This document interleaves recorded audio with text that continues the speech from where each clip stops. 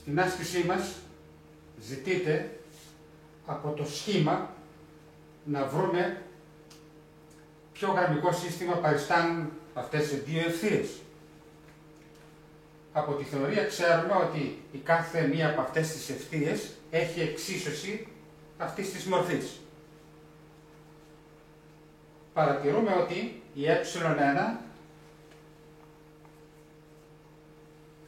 περνάει από το σημείο 2 πλην 1.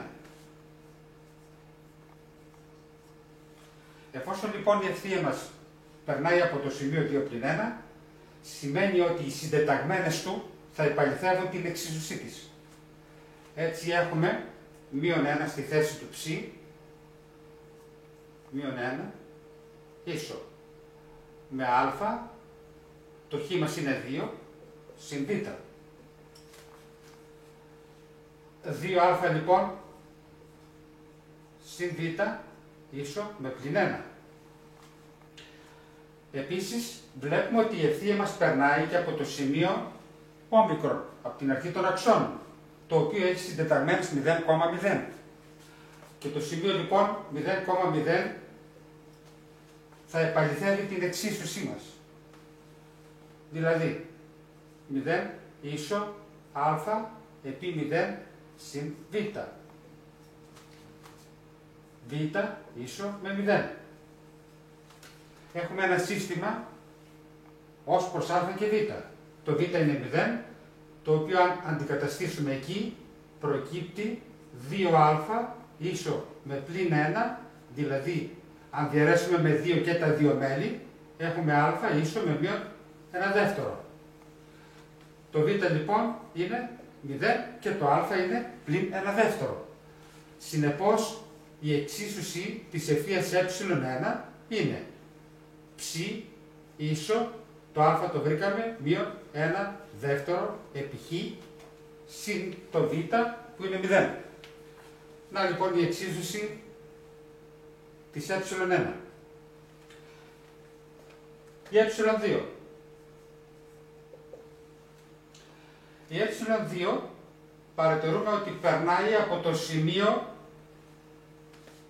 1,0. Αυτό σημαίνει ότι οι συντεταγμένες αυτού του σημείου θα επαληθεύουν την εξίσωσή της, γιατί και η ε2 έχει εξίσωση αυτής της μορφής. 0 λοιπόν ίσο α επί 1 που είναι το χ μας συν β.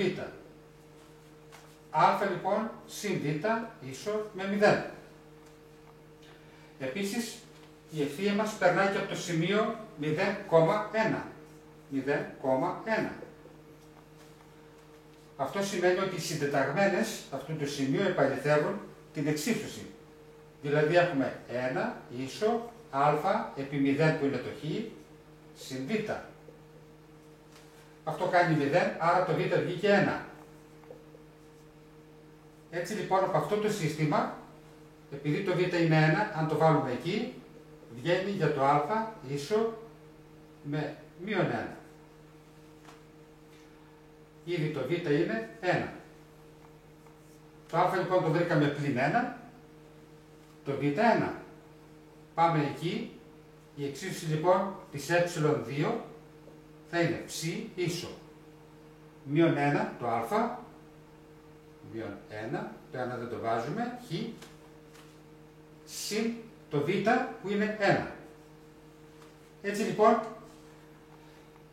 διαπιστώσαμε ότι το σχήμα μας παριστάνει, οι δύο ευθείες δηλαδή, παριστάνουν το γραμμικό σύστημα ψ ίσο με μείον 1 δεύτερο χ και ψ ίσο με μείον χ συν 1.